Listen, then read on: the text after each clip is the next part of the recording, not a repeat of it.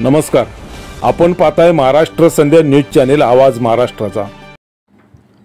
नमस्कार, जय भीम। हे आहे महाराष्ट्र संध्या यूट्यूब न्यूज चॅनेल आवाज महाराष्ट्राचा।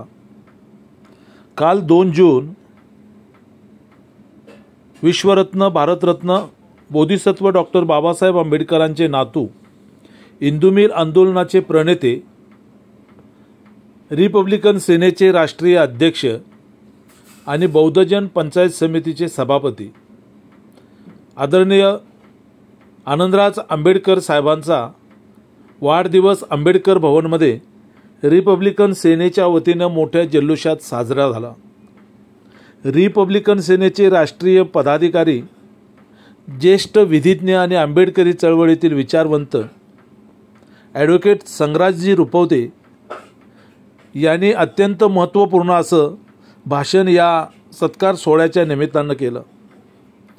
ते म्हणाले, आनंदराज आंबेडकर यांचा वाढदिवस साजरा होत असताना मध्ये एकच दिवस आहे।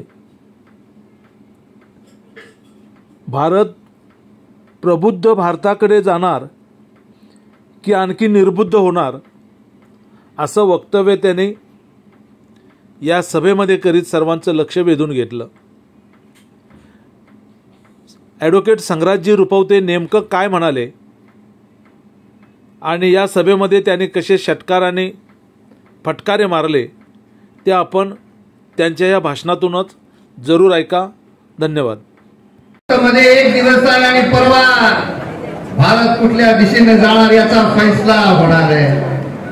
आणि भारत कुठल्या दिशेने जावा ही जी जागा आहे, आंबेडकर भवनीचे खाली जे बाबासाहेबांची प्रेस आहे, की ज्या बाबासाहेबांचं पहिलं पाक्षिक होतं मूकनायक, दुसरं पाक्षिक होतं प्रबुद्ध म्हणजे बहिष्कृत भारत, दुसरं पाक्षिक होतं समता आणि चौथं पाक्षिक होतं जनता। शेवटी बाबासाहेबांनी पाक्षिक स्थापन केलं जे इथून प्रसिद्ध व्हायचं, त्याचं नाव बाबासाहेबांनी ठेवलं प्रबुद्ध भारत। त्या प्रबुद्ध भारताकडे भारत जाणार की नाही, का भारत आणखी निर्बुद्ध होत जाणार? आपल्याला बायोलॉजिकल प्राईम मिनिस्टर लाभले नेहरूंच्या पासून तर काल परवापर्यंत। आताचे पंतप्रधान असं म्हणतात की मी बायोलॉजिकल माणूस नाहीये, मी अलौकिक माणूस आहे, जणू काय मला देवाने पाठवलेलं आहे। आणि भारताचे संविधान जेव्हा झालं, लोक असं म्हणतात की त्याच्याबद्दल असं सांगितलं जातं the making of Indian constitution, तेव्हा बाबासाहेब होते आणि त्यांच्या आधिपत्याखाली ते झालेले आहे। आता जेव्हा ब्रेकिंग ऑफ इंडियन कॉन्स्टिट्यूशन सुरू आहे, तेव्हा भारताला जर कोणी वाचू शकत असेल तर ते आनंदराज आंबेडकर आंबेडकर घराण्याच वाचू शकतात। आणि म्हणून अकोल्यामधून मी असं आमंजी म्हणतो की बाअदब म्हणजे अकोला मतदारसंघ, अमरावती म्हणजे बामुलाहिजा आणि हुशियारपूर म्हणजे होशियार। बाअदब, बामुलाहिजा, होशियार तिघे जण येणार आहेत, पण त्या तिघांना रोखायचा प्रयत्न मोठा झालेला आहे। आणि तो आज नाही झालाय, 52 सालापासून झालेला आहे। तो 54 साली भंडाऱ्याला सुद्धा झालेला आहे, त्यामुळे तो अमरावतीमध्ये सुद्धा झालेला आहे। पण त्याची पर्वा करणारे आपण लोक नाही। रात्र जी आहे ती अंधारी रात्र आहे, ती ढळत नाहीये। सियाह रात लेती नहीं है नाम ढलने का, यही तो वक्त है सूरज तेरे निकलने का। त्यामुळे या देशामध्ये बीजेपी आणि त्याचे मित्रपक्ष, हे काँग्रेस आणि त्याचे मित्रपक्ष, त्यांच्या मार्गाने गेलं तर जे बाबासाहेबांची मंजुरी मकसूद होते तिथे आपण पोहोचू शकणार नाही। त्या दोघांना टाळून प्रवास करायचा आहे, मी तर असं म्हणेन की त्या दोघांना मारून प्रवास करायचा आहे। आणि म्हणून तुम्ही असं बघितलं की एप्रिल महिन्यामध्ये की आनंदराज आंबेडकर उभे राहणार की राहणार नाही? आनंदराज आंबेडकर कुठल्या मतदारसंघातून उभं राहणार? आनंदराज आंबेडकर कुणाच्या बरोबर अलायन्स करणार? मला पुन्हा एका शायरचे शब्द असे आठवले की त्या शायरने असं म्हटलं की बच निकलना मुश्किल है इस सियासी जंगल से, एक तरफ दरिंदा है तो एक तरफ शिकारी है, अशी आपली परिस्थिती झालेली आहे।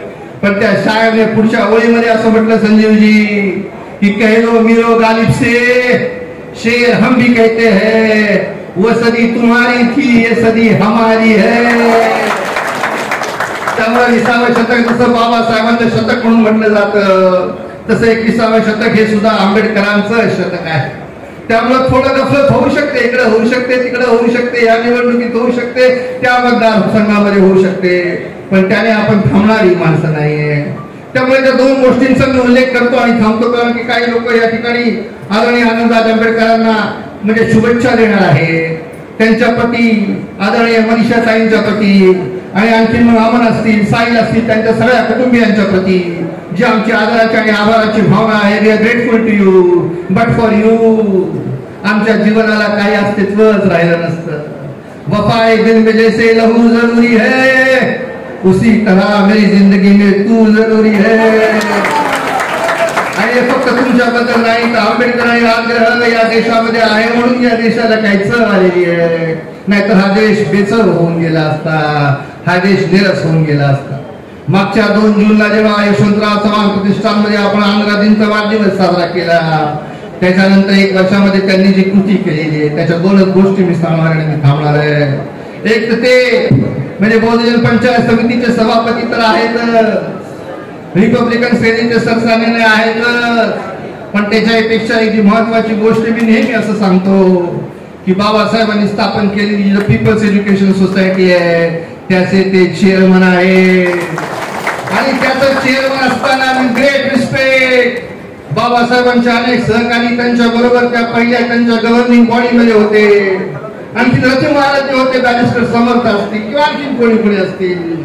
बाबासाहेबांच्या नंतर जस्टिस R.R. भोळे चेअरमन झाले. नंतर काही काळासाठी मी बघितलं की बी बसवलिंगप्पा सुद्धा चेअरमन झाले. नंतर एक K.H. रंगनाथन ते सुद्धा 10 वर्ष चेअरमन होते. त्या सगळ्यांच्या प्रति मला आदर आहे, ते बाबासाहेबांचे मोठे सहकारी होते. पण ते R.R. भोळे साहेब असतील, आणखी आमचे ते बी बसवलिंगप्पा असतील, किंवा काल परवा पर्यंत जे होते असे आमचे K.H. रंगनाथ असतील, माझा असा दावा आहे आणि माझं असं म्हणणं आहे की बाबासाहेबांच्या नंतर पीपल्स एज्युकेशन सोसायटीला सगळ्यात चांगला जर चेअरमन कोणी लावलेला आहे तर ते आनंदराज आंबेडकर आहे.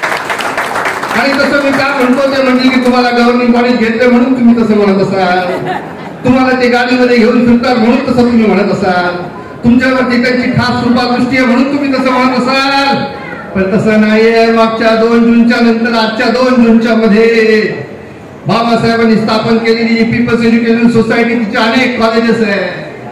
त्याची जी 3 खास लॉ कॉलेजेस आहेत, एक सिद्धार्थ लॉ कॉलेज, दुसरं वडाळ्याचं आंबेडकर कॉलेज आणि औरंगाबादला नागसेनवरामध्ये डॉक्टर आंबेडकर कॉलेज. हे 3 लॉ कॉलेज गेली आपली 50 वर्ष होती.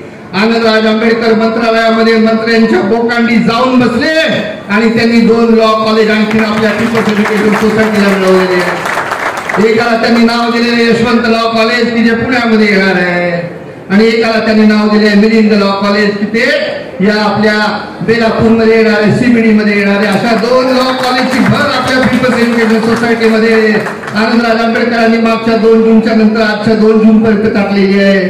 पुढच्या 2 जूनला ती कॉलेजेस सुरू पण झालेली असतील. त्याची जी काय प्रक्रिया आहे ती प्रक्रिया चालू आहे. त्यामुळे त्यांच्याबद्दल मी असं खूप सांगितलं तर मी त्यांच्याबद्दल भरून भरून बोलू शकतो, बराच वेळ बोलू शकतो. त्यांच्या आयुष्याबद्दल मी फार काही जाणून आहे. म्हणजे जसं मी मागच्या वेळेस म्हटलं होतं की त्यांना चालताना बघितल्यावरती आमच्या आई असतील किंवा आणखी मीराताई सुद्धा असतील किंवा आपण सगळेच असाल, अगदी जुने जाणते लोक आहेत, काकासाहेब असतील किंवा बाबा the body language of Bhaiya Saheb Ambedkar. म्हणजे ते चालताना असं वाटतं की अरे भैया साहेब आंबेडकर चालतंय. आणि त्याच्या पुढे जाऊन मी असं म्हणतो की body language of Bhaiya Saheb Ambedkar and language of Babasaheb Ambedkar. आणि तुम्ही असं म्हणाल की असं धाडसाचं विधान कसं काय केलं, याचं कारण फार सोपं आहे. कारण की त्यांची भाषणं तुम्ही ऐकलेली आहे, मी पण त्यांची भाषण ऐकत असतो. आणि ते शेवटी म्हणजे बऱ्याच वेळा असं म्हणतात की एक खास वाक्य त्यांच्या भाषणामध्ये येतं. त्या हिंदूंच्या मध्ये त्यांनी ते भाषण केलं आणि नंतर सुद्धा अनेक केलं की मी जिथे लात मारेन तिथे पाणी काढेन. आणि म्हणून मला बाबासाहेबांची आठवण येताच साठी झाली की ते जेव्हा मुख्यमंत्री असेल, आणखीन मंत्री असतात, त्यांच्या समोर जेव्हा ते आक्रमक होतात, जेव्हा ते अत्यंत अग्रेसिव्ह होतात, जेव्हा त्यांच्या समोर त्यांना असं वाटतं आपल्याला की आता त्यांना आपण रोखू शकणार नाही आणि सगळा प्रोटोकॉल आणि सगळं काय बिघडून जाईल, तेव्हा मला त्या बाबासाहेबांच्या भाषणाची आठवण येते. 20च्या दशकामध्ये सुरुवातीच्या काळामध्ये बाबासाहेबांनी मराठीमध्ये एक भाषण केलं. त्या भाषणाच्या शेवटी ते असं म्हणाले की जर आमच्या अन्नामध्ये कोणी म्हणजे जर आम्हाला उपाशी ठेवून कोणी मेजवान्या झोडणार असेल, जर आम्हाला उपाशी ठेवून कोणी मेजवानी झोडणार असेल तर त्याच्या अन्नामध्ये माती कालवल्याशिवाय आम्ही राहणार नाही, असे बाबासाहेबांचे शब्द आहेत त्या भाषणामध्ये, तुम्ही ते वाचू शकता. आणि म्हणून मी असं म्हटलं की body language of Bhaiyasaheb Ambedkar आणि लँग्वेज ऑफ बाबासाहेब आंबेडकर असे आनंदराज आंबेडकर. निवडणुकीमध्ये मला अनेक गोष्टी बोलायच्या होत्या, निवडणुकीच्या बद्दल बोलायच्या होत्या. एक गोष्ट सांगतो आणि मी थांबतो की बाबासाहेबांनी आपली जी निवडणूक आहे आणि भारताचं जे राजकारण आहे त्याचं बाबासाहेबांनी खास असं वर्णन केलं की Indian politics is nothing but theology. म्हणजे राजकारण नाहीच आहे, निवडणुका नाहीच आहे, ते फक्त धर्म आणि धर्मशास्त्र आहे, दुसरं काहीच नाही, असं बाबासाहेबांचं प्रसिद्ध विधान आहे. आणि आपण काल परवापर्यंत बघितलं की राजकारण म्हणतायत, राजनीती म्हणतायत, निवडणुका म्हणतायत, परंतु धर्म आणि जातीच्या पलीकडे दुसरं काहीच केलेलं नाही 2 महिन्यांमध्ये. त्यामुळे भारताचं राजकारण त्याला आपण राजकारण म्हणावं की म्हणू नये. अशा वेगळ्या दिशेने आपला देश चालत असताना मला स्वतःला असं वाटतं की कधी कधी आपण वंचितांच्यासाठी लढणारी माणसं आहोत, आपण बहुजनांच्यासाठी लढणारी माणसं आहोत, पण मला कधी कधी भीती अशी निर्माण होते की त्या वंचितच्या नादामध्ये आपण आपलं संचित गमावून बसू. ते घडू नये याची काळजी आणि याची दक्षता कोण घेणार तर सरसेना आणि आनंदराज आंबेडकरच घेणार. कारण की तुम्हाला आणि मला माहिती आहे की आपण फक्त काय करायचं असतं. आमचे वडील इथे जेव्हा त्या प्रबुद्ध भारताचे संपादक होते, इथे ते खाली राहायचे आणि तिथेच ते म्हणजे त्यांचा मुक्काम तिथं असायचा 57 सालामध्ये. आणि प्रबुद्ध भारतामध्ये त्यांनी जेव्हा ते लिखाण केलेले त्याच्यामध्ये एक शब्द त्यांनी एक ओळ त्यांनी अशी त्यावेळेस छापली 57 साली की आपण सगळ्यांनी जे सोल्जर आहोत, आपण सगळे सहकारी आहोत, आपण काय करायचं असतं. जर सरसेनाने आम्हाला सांगत असतो की असं करा, तेव्हा आमच्या वडिलांनी शब्द लिहिलेले असतात की they are not to question why, की तुम्ही या मतदारसंघात का गेला, तुम्ही याच्याबरोबर मैत्री का गेली, तुम्ही इथंच सभा का लावली, तुम्ही असंच पत्रक का काढलं, तुम्ही असंच भाषण का केलं, असं आपण विचारायचं नसतं. आपण काय करायचं असतं. आमच्या वडिलांचे शब्द असे आहेत Kishorji, they are not to question why but to do and die. असं सैनिकांचं काम असतं. त्यामुळे आनंदराज आंबेडकरांना आपल्या सगळ्यांच्या वतीनं आदरपूर्वक जय भीम करीत असताना, त्यांच्या समोर नतमस्तक होत असताना, त्यांना हॅपी बर्थडे टू यू म्हणत असताना की ज्याच्यावरती आपण गाणं नाच सगळ्यांनी नाच केलेला आहे आणि आम्हाला व्यक्त केलेलं आहे, आणखीन आम्हाला व्यक्त व्हायचं होतं, पण मग नाच चालला असता, गाणं चाललं असतं तर खाणं राहून गेलं असतं. म्हणून जरा थोडस वक्त्यांचं मध्ये रणगाणं आणलेलं आहे. मी आपल्या सगळ्यांच्या वतीनं या आपल्या म्हणजे रिपब्लिकन सेना असेल, बहुजन पंचायत समिती असेल, पीपल्स एज्युकेशन सोसायटी असेल, आपल्या सगळ्यांच्या वतीनं मी आदरणीय सरसेना आणि आनंदराज आंबेडकरांना सालगिरह मुबारक हो आणि तुमचं आयुष्य फक्त दीर्घ नसावं तर ते इतकं मोठं असावं की सगळा 21सावे शतक तुमच्या नावाने लिहिलं जावं असे मनोकामना व्यक्त करतो आणि आपल्याला